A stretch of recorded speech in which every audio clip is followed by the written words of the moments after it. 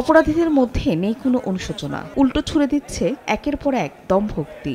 গাজীপুরে সাংবাদিক তুহিন হত্যায় সরাসরি অংশ নেওয়া কেটু মিজান সহ গ্রেফতার ৬ জনকে শনিবার সংবাদ সম্মেলনে হাজির করে পুলিশ। তাদের কারো চোখে মুখেই ছিল না দুশ্চিন্তা।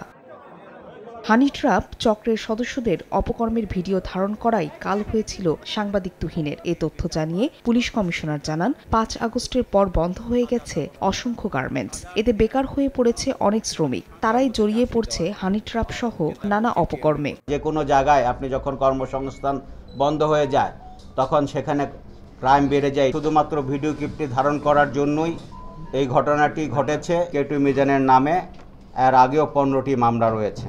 পোড়াবাড়ি ক্যাম্পে আলাদা সংবাদ সম্মেলনে র্যাব ১ জানায়, তুহিন হত্যাকাণ্ডে জড়িত থাকার কথা স্বীকার করেছে গ্রেফতার হওয়া অন্যতম আসামি স্বাধীন। গ্রেফতারের পরে সে সমস্ত ঘটনার বর্ণনা দিয়েছে এবং সে এই ঘটনার সাথে জড়িতর কথা স্বীকার করেছে।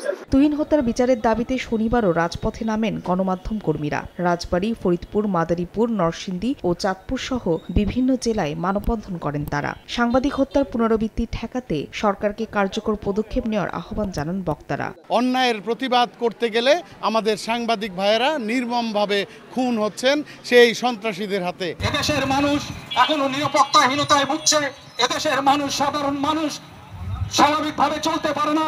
শুধু তুহিন নয়, সাগররনী সহ সব সাংবাদিক হত্যা ও নির্যাতনের বিচার দাবি করেন সংবাদকর্মীরা। ফাহরিয়া ফারজানা, সময় সংবাদ।